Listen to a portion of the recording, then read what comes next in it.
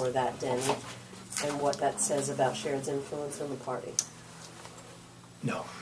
Okay. You don't want to talk about that? I have nothing to say. No. Okay. Do you think he is leading some of the criticisms that are in her letter? I don't know. You'd have to ask him. I don't know. Has he brought them to you? I've not spoken to Sharon Brown about these kinds of concerns. Never spoken to Sharon Newhart. I'm struck by the fact that I contributed from my campaign tens of thousands of dollars to Ed Fitzgerald and Sharon Newhart's campaign. And they have $127,000 on hand today.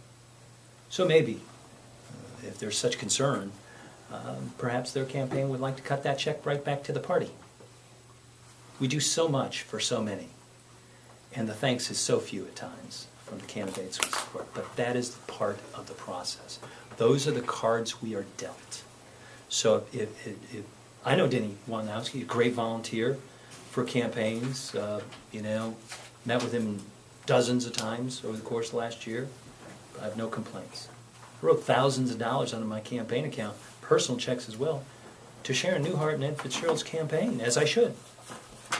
So I'm also the kind of guy who doesn't look after the election and start blaming everybody else for what we did or didn't do. It is what it is.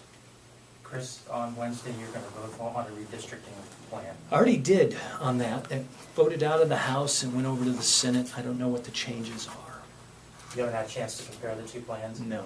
So you wouldn't be able to say today whether you think the outcome of this past election would have been different if there was that map? And like those maps, no. It's really hard to say because it's a wave election. I'd rather look at a year that's not necessarily a wave election and see how you would do. 2004, when John Kerry came close to Ohio, and would that have made a difference? A couple of things, because I was the minority leader, we picked up, I think it was 2 seats in the House, even when Kerry lost up ticket. So maybe it would be helpful, this new map process today. I suspect over the course of the next 4 or 5 years, the Republicans in the House will come to the conclusion that they ought to hire better consultants and work harder to address their concerns as it relates to the map, because any change right now will be better. Any change will be better. I don't know how much. Were you involved at all in the negotiations? Vernon Sykes called me half a dozen times to brief me through the course of his negotiations, but he was empowered by the House caucus to speak for the House. And I would direct you to Joe or Tracy with the caucuses for anybody else who worked on that. When he called you, did you say anything back? Yeah, if it's a great idea, why don't we start tomorrow? There is no obligation to pass this in May and have it take effect in the next general election. It's now set for the November election. No, I understand the ballot. You're for saying passage. you would like it to be out in May? Sure. No, I'm saying if this thing passes, because it's got to be on the ballot, why do we wait to 2021 for it to take effect? Okay. You follow me? Yeah. It's not the timing of the May or November. For me, it's if this is a great idea, why wait? Let's get this thing implemented. And you could.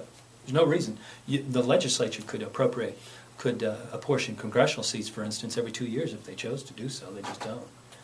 Some point to the Constitution. The Constitution suggests that you have to use the decennial census and those kinds of things. But they're willing to adjust the Constitution now because it's a good idea. We ought to implement it as soon as possible. What did he say when you suggested that? Vernon? Mm-hmm.